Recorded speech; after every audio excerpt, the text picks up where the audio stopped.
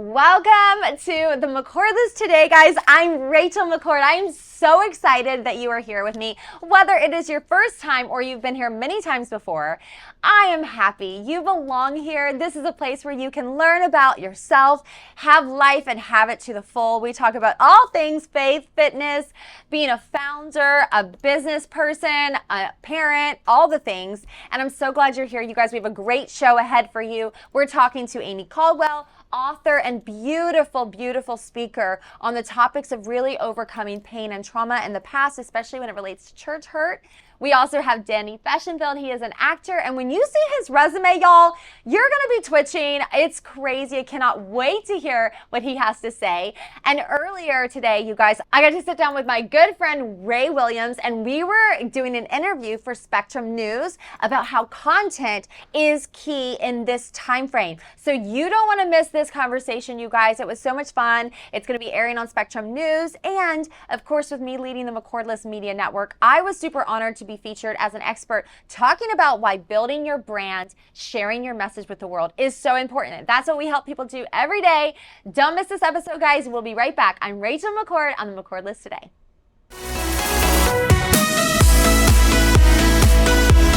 Hi, I'm Rachel McCord, executive producer, host, and creator of the McCord List today.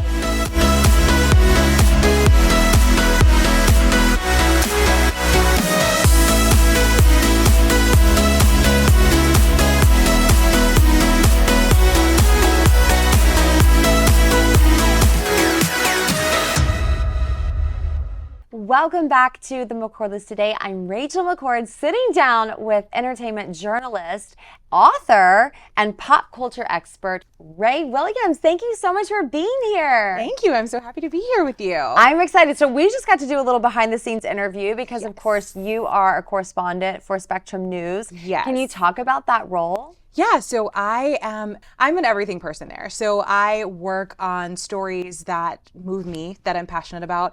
I produce my stories, I write my stories, I find the subjects, I shoot them myself. I have a background in film. My original degree was in film. I thought I wanted to be a filmmaker, so that helps with this. But I get to capture the essence of whatever it is that I'm working on and just like kind of learn every part of the business. So it's been great. I wanted to be a journalist when I was a little girl, so it's kind of nice. Not a lot of people get to say, this is what I wanted to be when I grow up and do it. So it's been really fulfilling. That's incredible. And I saw that you are an author. So you wrote Spotlight on Me, which I think was so precious. You're helping people really figure out how to navigate this industry. Can you talk a little bit about the book? So one of the things that I saw as a journalist is I would do interviews with people.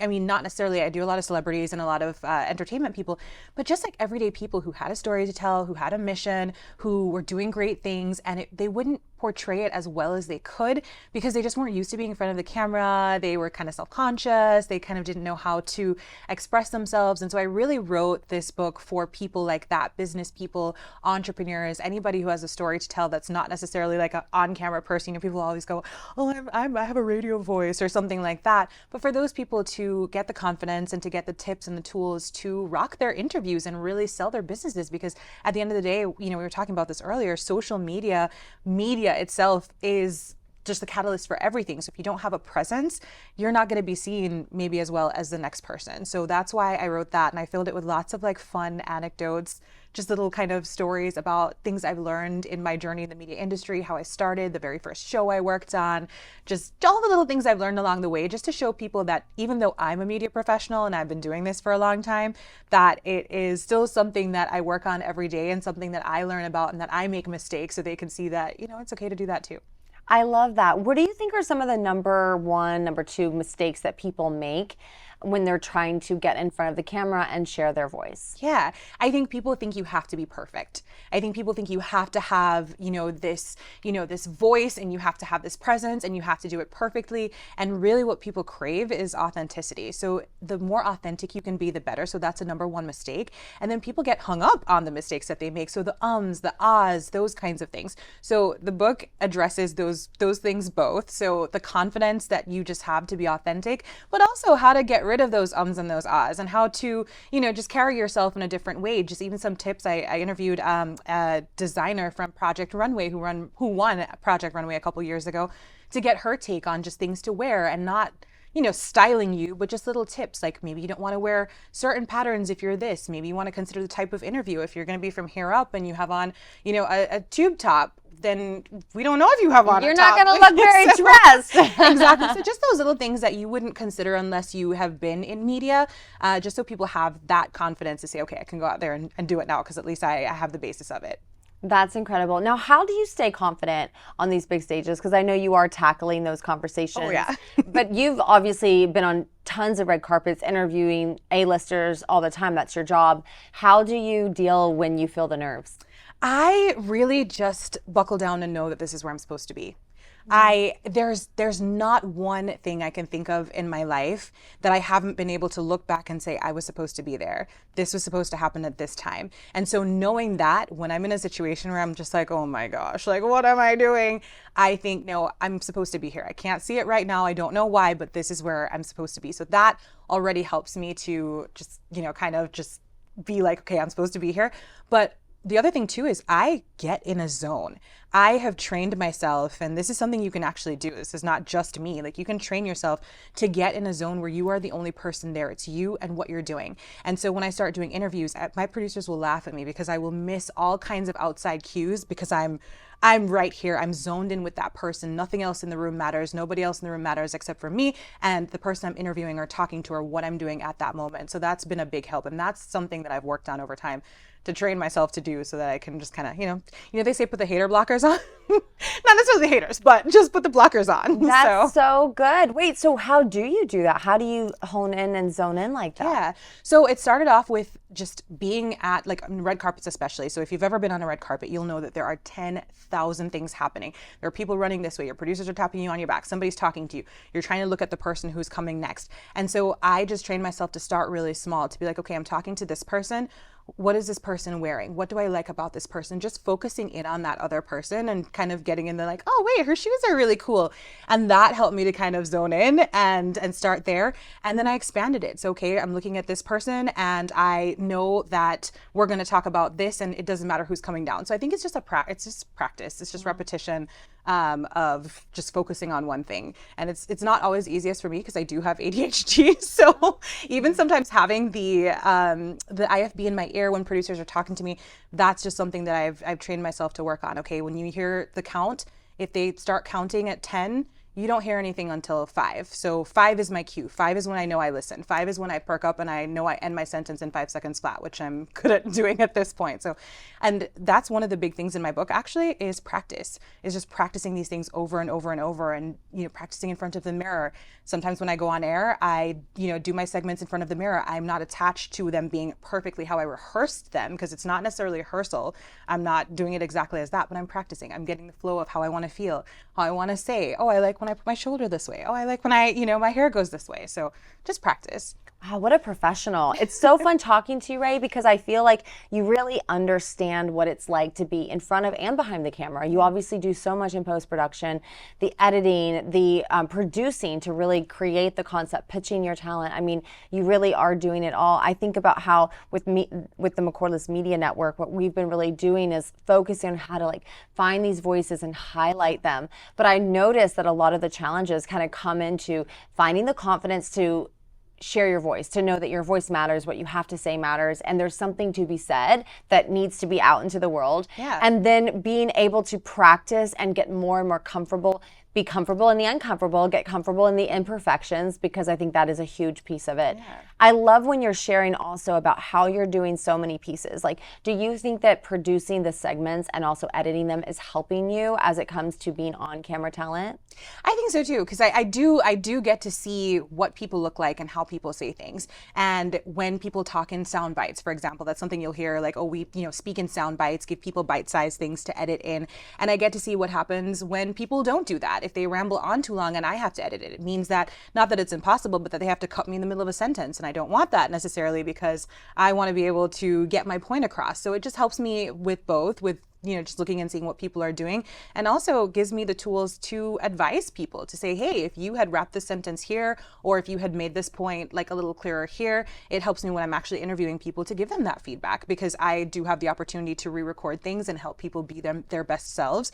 And I go into it with the attitude that I want people to win. There's no story that I target, and not all reporters do this, but most of my stories are sharing stories of triumph or sharing stories of how people are trying to triumph. So I want people to be their best selves at the end of the day. And so if I have an opportunity to help you do that, it makes it even better. And I know for a fact, if you have one good interview with a reporter or with someone else where you felt like, wow, that was kind of good, and you see the end result, you automatically feel more confident going into the next one. So you're more likely to keep going and keep doing it. So sometimes I see these big sighs of relief when people are done the interview, and I'm like, that wasn't so bad. And then they see the edited product and they're like, this was so cool. So that makes me really happy. I love sharing people's stories. I always have. Incredible. And I do love that you as a journalist are very focused on the uplifting stories. Yeah. And because you're producing them, you are pitching your stories to your producers. You're walking that journey out. And I think that note on being present, zoning in, like becoming very aware of what's going on, it's so powerful. I notice for myself when I get really nervous, I'll literally recite the words of one of my favorite songs right now. It's "Be Where Your Feet Are." And I'm like, this is where my feet are. This is where I'm at. There's nowhere else that I need to be. I just need to be right here, and I know that this is the right spot, and I just am going to give this my all for these 11 minutes or however long the segment is. I'm going to help them feel known, loved, and seen, and to help share a message that empowers the audience, because I think that's really what we would all hope to do. Yeah. All right, how can we stay connected on what you're doing next and maybe get some more wisdom for you, because you've got a lot that you're building with this brand? So you can find me on Instagram. I'm at RAEALY. So it's actually Ray Alley, which is my mom's nickname for me. But it's really funny because people think it's really like this is really my reality. Oh, that's funny. So that's my Instagram, RAEALY, and I'm always posting on there. I post about the stories that I do. I post about really cool things that are happening. So you can find me there. And then my book is Spotlight on Me, a guide to giving great interviews and commanding media. So that's on Amazon, and you can check that out. But I think the one thing I'll kind of end on a little bit is kind of my advice to people who want to get into journalism, but this kind of applies to kind of across the board. I always tell people, decide ahead of time what kind of journalist that you want to be, and let that guide your principles. Because I decided, you said the thing about uplifting, I decided I wanted to be somebody who showcased people on the best days of their lives and not necessarily their worst. And so that helps to inform what stories I do, what things I take on. But if you expand that to anything that you're doing in life, what do you want to be? Decide ahead of time who you want to be, and then let your principles be guided around that. Oh, Ray, thank you for being here. This was you. so inspiring. I love chatting with you. Thank you. So excited for more. Thank you guys so much for tuning in. I'm Rachel McCord on the McCord List Today. We'll be right back. Welcome back to the McCord List Today. I'm Rachel McCord. I'm really excited, y'all. I'm sitting down with writer and author Amy Caldwell. How are you? I'm good. Thank you for having me. Are you feeling relentless? I'm feeling relentless, always, all the time. Okay, so you have had an incredible journey as an author. You've written amazing books. Thank you. You have worked alongside my husband. I have. With Cindy Bond. Yes, I've had the privilege. That's amazing. So Cindy Bond, were you involved at all in I Can Only Imagine? I wasn't. I was in the business a little bit before that, but I got to see, her dream come alive through that movie, so that was amazing. That was amazing. I know. I'm itching to have her on the show as well. So we'll have to for sure. We'll have to make that Absolutely. happen. And you got to work with Ricky. Yes. You're writing these books. Yes. You faced some difficulty in the church, and you've put a voice to it, helping people heal and learn that God is beyond. I always say no one's faced more church hurt than Jesus. That's absolutely So true. let's talk about this journey for you. Okay. Yeah, so, they always tell you write what you know. So the story just came together organically. Although the story is fiction, I wanted to put the elements of what I learned over the years into the books, which is no matter what people do to you, what they say to you, what you've done in your past, Jesus is still good and God is still good, and your story's not over yet. And the essence of and the themes are in these books. Wow. So what have you openly shared about the church hurt that you've been through? What have I openly shared? I actually, Rachel, these are, You faced a lot. yeah. Okay. I wasn't expecting that question. We don't have to take it. Okay. We can skip it. We can skip it? We can We skip can skip it. past it? Skip. Okay. Thank you. Yeah.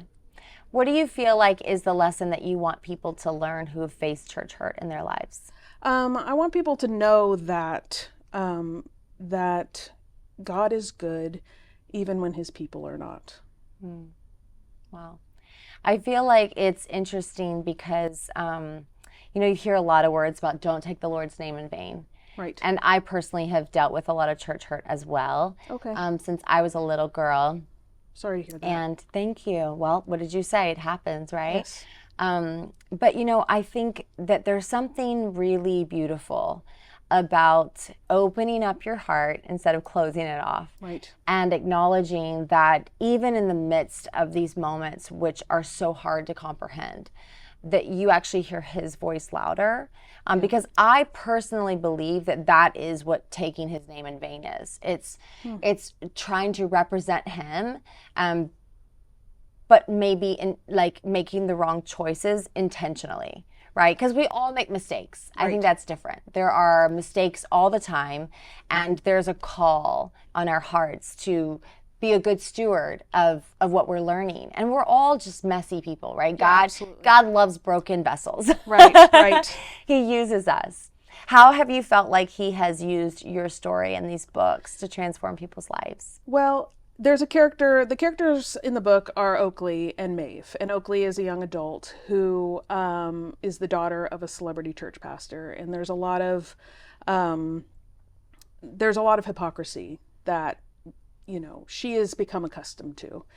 And after a night of excess, she makes a reputation-destroying mistake and gets sent off to her aunt's ranch in Montana, who's the black sheep of the family. That's all she knows about her. So this character, Aunt Maeve, she's going through her own grief journey and of losing her husband. And she just finds this, niece that she's never met before, this broken, hurt person who doesn't understand what it means to truly have a relationship with Jesus. And she just pours into her and just gently just nudges her towards what it means to know Christ. And I kind of wanted to focus on the grace aspect. It's very easy to get caught in the weeds of your hurt and your trauma. But at the end of the day, I wanted to focus on, what it feels like to be loved by Jesus and to love others like Jesus. Because, in the Bible, Jesus looks at the rich young ruler who didn't have a proper understanding of what it means to follow him, and Jesus loved him. And the woman caught in adultery, Jesus pulled her out of the dirt and said, I don't judge you, go and sin no more. He takes us as we are. He doesn't leave us there, but he takes us as we are.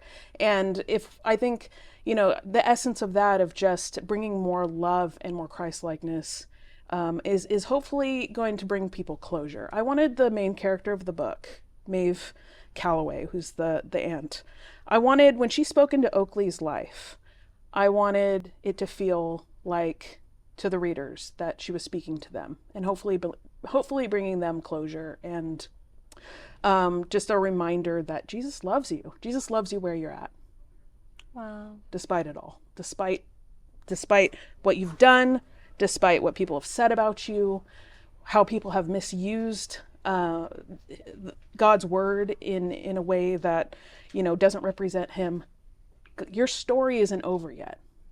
So that's where my whole heart was in writing these books. That's so beautiful. And of course there's coffee and bull riding and cowboys and all kinds of, fun things to read. So that's incredible. I think that it's so important to share that message of grace, because, I think about the people who have this message, right? They have this story, this gospel in their hearts, and they're so bold, they want to share it.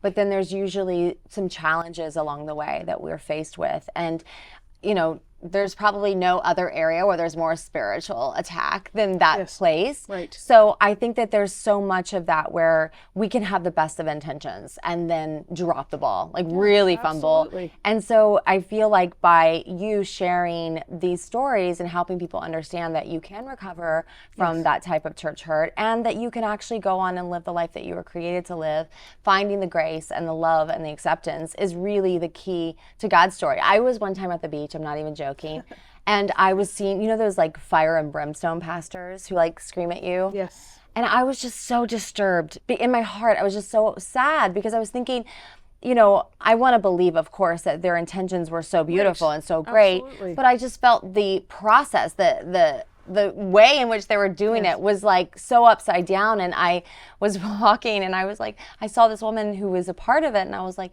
please just share his love. Just share how much he loves. Like, you. That's look around. amazing. He loves all of these people. This is not our job to judge people. But I think that we hold a torch. We get a megaphone, literally in that Yes. case, or we get a microphone or a stand. And we forget that we don't have to have it all figured out, right? We don't have to absolutely. be perfect and then call people into something that's impossible.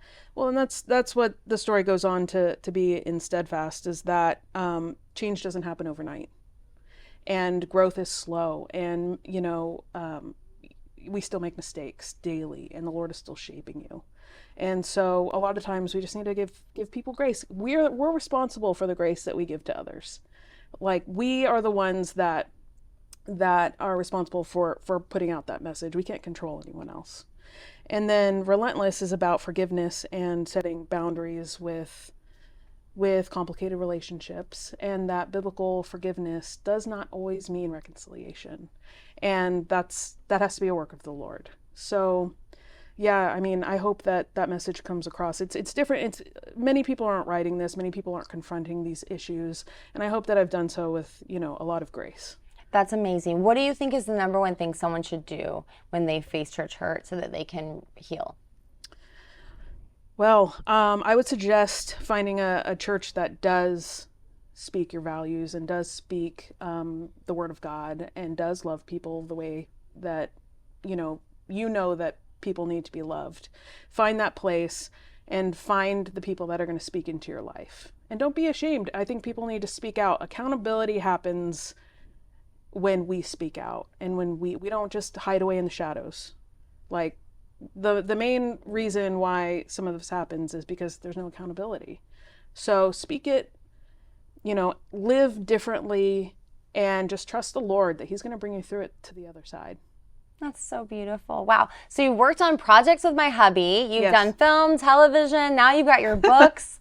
What a Thank you. wild ride. Are you just enjoying everything? Oh yeah, it's a trip, you know, and it's completely the Lord. So, and I'm so grateful for your husband. He's been so kind, and he's given me so much good direction in this process. So I'm just That's amazed. amazing. Where can we get your books? Amazon, they're on Amazon paperback, Kindle, and Kindle Unlimited, and they will be on Audible. Oh my, are you going to record it yourself? I am recording them myself. Good choice. Yeah, it's been a learning oh my curve. Goodness. You're going to read your books to me. I am. You're You're gonna going to fall serenade me asleep with to my your books. voice at night. It's going to be amazing. Or I'm going to be awake waiting for what comes next, Yeah. more likely. Yeah, for sure. That's amazing. Well, thank you so much for sharing your message with the world. I think standing up for authenticity and kindness, like you said, is so important right now, more than ever. In a world where things are so divisive, we really have to come together and be unified, especially like in the body. Like, Holy Spirit is about bringing everyone together. Yes. And if you look at like just history, they say, you know, the enemy of my enemy is my friend, right? So Yes. I think I might have said that totally wrong. We'll That's go not with at it. all It's what fine. they said, No, actually. it's all good. But like, you know, it's in the same punch bowl. Yes. The point is like, hey, like, we don't battle against flesh and blood. Let's come together. Let's encourage one another, and let's help us. Let's get out of the dirt, live the life we Yes. were created for. Absolutely. You're amazing. Thank you. Keep You're writing. amazing. You found your voice. I did. You're You know, by awesome. God's grace. Absolutely. Thank you, Amy. All right, you guys, don't go anywhere on the McCord List today. I'm Rachel McCord, and I'll be right back. Welcome back to the McCord List today. I'm Rachel McCord, and you guys have heard me say it as your talk show bestie all the time. This is my bestie. This is This really is one of my best friends. Meet Danny Fashionfield. Hello. Hi. You're so cool. I The fact that I've known you for over a decade, and then I just got your resume, and I had to print new cards. You've done so many things. Let's talk. I'm going to read them for you, just in case you forgot. You were Gil on Young and the Restless. Yeah. I love Gil. Over 250 million views on YouTube. Here, just brush you off. Spokesman for Jeep, Chrysler, doing over 400 commercial campaigns. I don't usually read people's resumes, but I just felt like this would be great. Went viral on a campaign according to Adweek and Good Morning America. Danny, why haven't you come on my show yet? You're so cool. Are you too cool for me? You live 20 minutes from here. I am surprisingly, though I was taught gregariousness, I'm surprisingly a couch potato. Like if I'm not working, I'm in front of Netflix spooning my Jack Russell. So. This is my favorite thing. Can I bring Peanut and we'll Yes. do and Ricky, the whole party train? Yeah. I mean, I'm amazed. You did 3 voices in the Oscar, Golden Globes, and BAFTA-winning Spider-Man in the Spider Universe or Spider-Verse. Spider-Man into the Spider-Verse, yeah. Spider-Verse. Yeah. You're so cool. I was like, wow, okay. Yeah. I can't believe we're gonna get into this. But we're gonna start at the OG time. Okay. Because you and I have shared some trailers. We haven't shared trailers, but like the trailer experience. Yes, we did. You had moved, let me see these notes. You had traveled extensively over 160 months, 48 states by the time you were 16 years old. Yeah. My father was a, what we call in the Judeo-Christian faith system, a revivalist. So pastors are stationary and the itinerant people are evangelists and revivalists. And my father was one of those. And so I was born on bus and truck tours. In fact, I am one of 7 kids and each one of us was born in a different state. I was born in California. My parents weren't supposed to be here. And they came through for a week and my mom went into labor and gave birth to me in Whittier. And then I didn't come back to Whittier until I was in my upper 30s. No way. Yeah, and so now I have 29 nieces and nephews, and I think the travel bug is in them because they live all over the world. My sister had 5 kids and raising them in Azerbaijan in the Middle East and in Spain, and half of my family lives in Canada. We're just all over the place, yeah. Wow, that's so crazy. Yeah. Was it hard as a child, always being on the move, being homeschooled and like not having any roots down? It was. I mean, you know, I always say the benefit of the way we grew up was that because we moved every 2 weeks for 16 years, we got to know the multifaceted culture of this beautiful country. And I think sometimes there's been an attitude where we can be critical of one another as a human species. And I think the beauty of growing up that way is it taught me introspection, it taught me compassion, it taught me concrete thinking. And my father and my mother were really big on personal responsibility. So if you had an opinion, you needed to have a reason to have that opinion. And I think growing up in that fashion, those were the beautiful things. The downside was that obviously I couldn't plug into sports or music programs. I didn't have extracurricular activities. My idea of school was a room in a trailer or a room in a civic center or church somewhere, wherever we were at. And I experienced that either alone or with my brother, and then we'd play basketball and ride bikes and football and stuff in the afternoon. And then we were in church meetings 6 days a week for 16 years. So it taught us to think, but it definitely was challenging to integrate into normal culture for a long time. In fact, I think because I was a very feeling-oriented child, I was kind of like the Joseph in my family. The favorite, I see. Definitely not. I was the opposite. I just saw things in color, and oftentimes ideological environments can be very black and white. They can be rigid.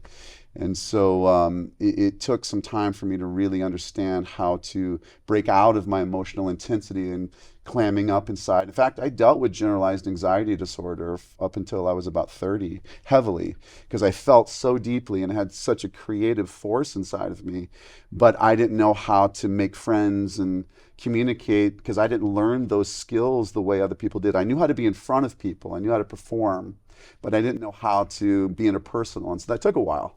Wow. Yeah. It's amazing because you weren't involved in traditional music programs, but yet you're an incredibly gifted singer-songwriter. I've been literally serenaded by you on our fun family friend nights. And it was remarkable. I mean, you've recorded with Celine Dion, Brian McKnight, the Backstreet Boys, What on Earth, Patti LaBelle. Like, how crazy is it? Like, you obviously have come from such a wild background with what you've been through, and losing your dad at 16 to brain cancer. Yeah. And then going on and creating all the success. Like, do you feel like that your upbringing has made it more challenging for you in what you do now, or has it helped you? Well, I definitely was late to the party as far as like, how do you get a job? How do you network? How do you sell yourself? Is that even morally okay to do? So much of servitude is built into the ideology of Christianity, of which I was raised, a lessening of oneself. And I think some of those models need some reframing. But because I was mentally programmed with some of those perceptions, it took me a while to figure out business.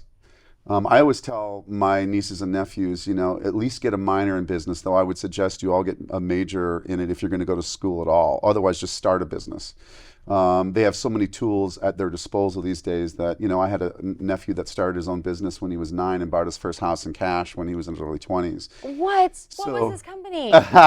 He started in well, I don't want to out him because people will know who he is, but he did. Yeah, that's amazing. At 9 years old? Yeah, he started mowing lawns, and one day someone gave him a tip, and he went, "Oh, connection here," Yeah. Little genius family. Yeah. All my siblings homeschooled their kids, and they all tested, as we did, far academically beyond the school systems, the scholastic environments. But the benefit that my siblings gave my nieces and nephews was also the integration into interpersonal activities and extracurricular activities and those things. But back to my story, like with me, I didn't have those experiences. And so what I did have was I always lived within my imagination. That's what I had. We were limited in what we could view. I could only watch Disney, sports, and news and old movies that my parents monitored. And so I fell in love with acting and music, watching old musicals.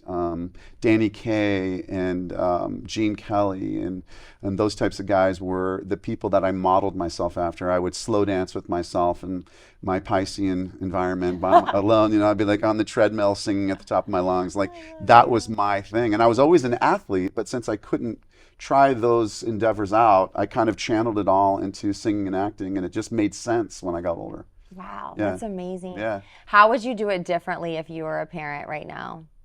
In addition to your Jack Russell, obviously. How would I raise kids? I hope to be given a chance to at least have one kid before I move on to the next dimension. You'd be a great dad. I would love to, but I would first and foremost remove the idea of failure from vocabulary. I would erase that from perception. I don't believe in it, and I think we were faced with ideas of life and death and success and failure and pleasing and displeasing and those sorts of things. And it created a lot of unintentional anxiety. The hope was that you would raise kids to be very loving. That was the pure intention. And to be people that walked in faith. I did get perceptions of faith by observing them, what we would consider the miraculous. But I didn't understand how to really grow outside of the modeled perceptions that were given to me about that. And I would take failure away. I don't believe in failure. I think there's just always a better choice. I would also really have open dialogue. And I don't believe so much in the reward punishment idea. I really believe in raising adults, helping kids understand that they are in charge of their lives and they can learn to navigate their experience with the voice that is within them, that has spoken to those for as long as humanity can trace itself, if we will but listen. Wow. Yeah. I feel just like overwhelmed with love for you, Danny. Like honestly, like I feel like, I know so much about your personal story. I learned a lot about all your successes. Yeah. But I think that you have just really proven that you can just fight and crawl out of any situation and create tremendous success that is bigger than even just these amazing things that you've done. Like you're inspiring a different level of consciousness and thinking, and just hearing you talk about how you will raise your child or children, and just hearing that heartbeat within you, it's really beautiful. Thank you. You're amazing. You are. Okay, so what's coming up next for you? Where can we stalk you? Yeah. What do we need to know about Danny's plans? Well, I'm really, really grateful for the opportunities I've had in animation as a voice artist. In the last couple of years, as you know, I've voiced projects that won the Oscar, the Golden Globe, the BAFTA, and then last year I voiced Thanos for Marvel Disney for What If, and I'm only the second person to ever do that outside of Josh Brolin. And so we won the 2024 Primetime Emmy for that. And I got nominated for a couple of Sovas Awards, including what's kind of like the Best Picture Award, which is called Body of Work. So they assess all of your body of work in voiceover. And I was one of 6 people worldwide was nominated for that in 2024. And then that kind of catapulted me into this year where I focused a little more on film. Just wrapped a film, just did a red carpet over the weekend at Warner Brothers with Stephen Baldwin, Kevin Sorbo. And it's a faith-based film that tells 7 true miraculous stories that occurred on Christmas Eve throughout history. I play a Civil War general in my particular story. And then on the opposite side of the spectrum, I have a suspense film called Dead Bloom that's coming out this next year. And the guy, Ramin, I forget his last name, that did the music for Game of Thrones is composing our soundtrack. And so I'm super excited about that. And just, you know, whatever is brought my way. I believe like what excites me the most is whether it's within the ideological framework or outside of the ideological framework, are people that enact this sometimes lassoed word called faith. I think oftentimes we think of faith in a religious sense, but faith is enacted anytime we take a step out of a boat for figurative terms. And we say, hey, I'm going to place action into doing something that scares me, but I have a desire to see something to completion. And whether that's athletics or it's art or it's business or anything else, people that do that really inspire me. And so I'm always wanting to do things, challenge myself in faith, and expand within love. Wow. And never forget the power of art, communication, and imagination. I love it. Sounds like you wrote that. Oh, wait. Danny, thank you so much. Thanks for coming on the show. Thanks for having me. I adore you. Thank you guys so much for tuning in. That is our show, The McCord List today. I'm Rachel McCord. I will see you next time.